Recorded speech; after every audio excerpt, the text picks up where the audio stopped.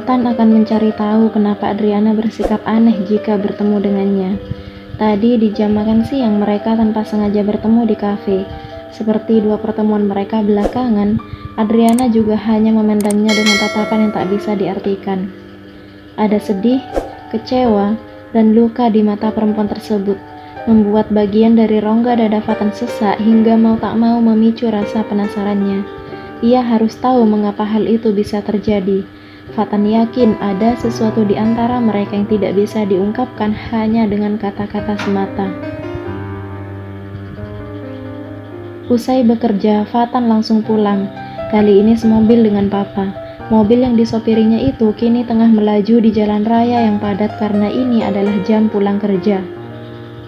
Tadi setelah makan siang kamu kemana? Papa samperin di ruangan kamu tidak ada. Fatan memang terlambat kembali ke kantor saat jam makan siang usai. Itu karena ia tenggelam dalam pikirannya sendiri tentang sikap aneh Adriana.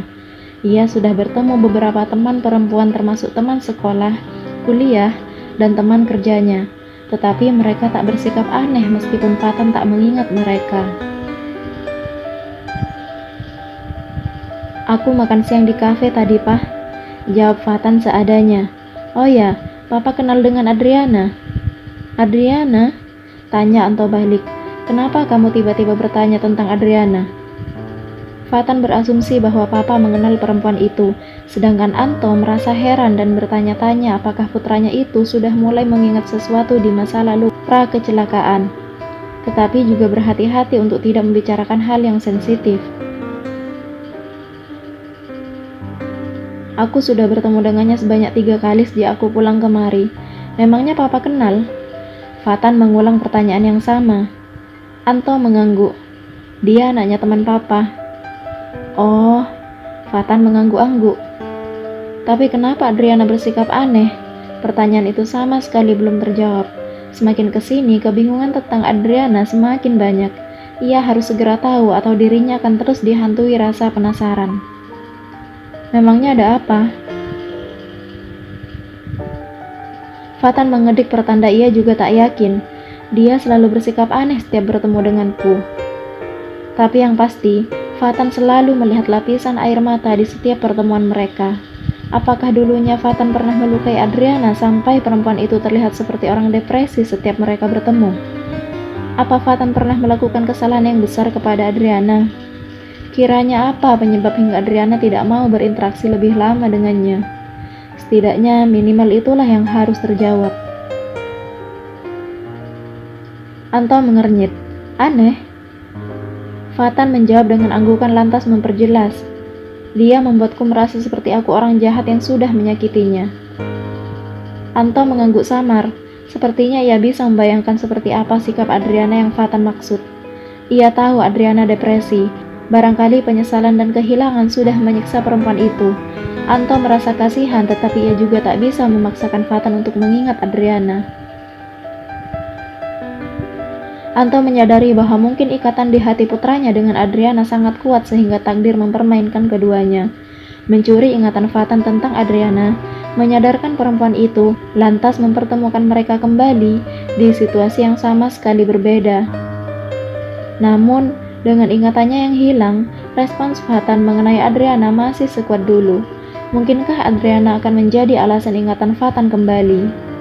Ya, meski dengan keadaannya sekarang Fatan baik-baik saja, tetapi pasti ada banyak pertanyaan di benak Fatan tentang ingatannya yang dahulu. Kenapa kamu tidak bertanya saja padanya? Mau bertanya bagaimana kalau Adriana saja selalu menghindar? Seperti pertemuan mereka tadi, perempuan itu duduk sendirian, Fatan sudah menghampirinya. Memang Adriana membiarkan Fatan duduk di meja yang sama dengannya, tetapi tak sampai 10 menit, Adriana sudah berpamitan. Rasanya, untuk say hello saja waktunya tidak cukup. Sepertinya dia menghindariku, Pak. Kamu bisa mengajaknya pergi makan atau jalan-jalan. Dulu kamu cukup dekat dengan Adriana.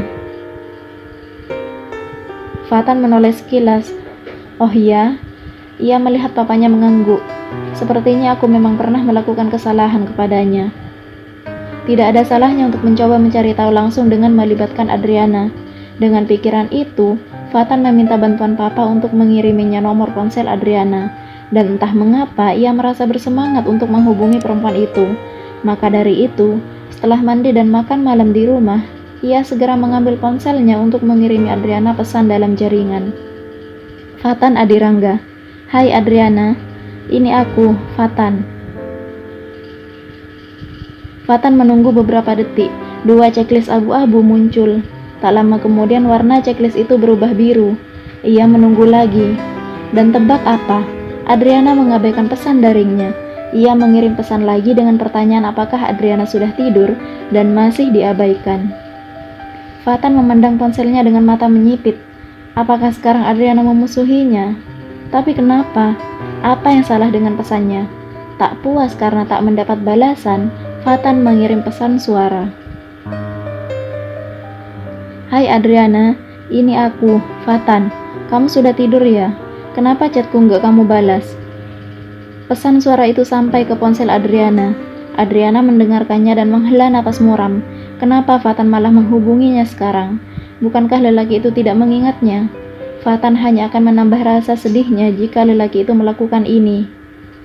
Adriana berniat untuk mengabaikannya lagi. Akan tetapi, Fatan tidak menyerah. Kali ini dia menelpon Adriana.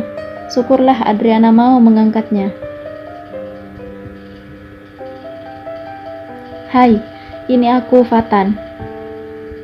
Diam sejenak, lalu Adriana menjawab. Aku tahu, kamu sudah bilang 2 kali. Fatan menggaruk pelipisnya yang tak gatal. Lalu kenapa nggak kamu balas? Diam lagi sejenak. Fatan menunggu perempuan itu bersuara. 2 detik terasa sangat lama. Kenapa kamu menelponku? To the point sekali perempuan ini.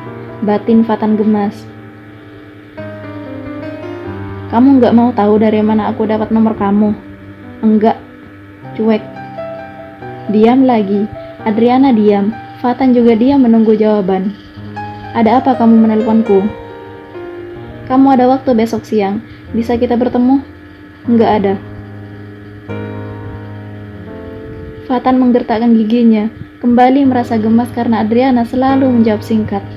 Tapi besok Minggu kan libur, masa nggak ada waktu 1 jam atau 2 jam? Adriana menghela napas.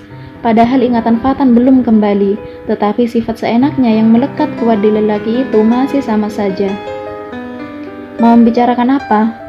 Besok siang ya, mau aku jemput atau ketemu langsung saja? Apa-apaan Fatan? Sejak kapan lelaki itu menjadi seotoriter ini? Aku nggak punya waktu untuk main-main, Fatan. Fatan tersenyum geli mendengar nada kesal Adriana. Biasanya kan perempuan itu bicara dengan nada datar.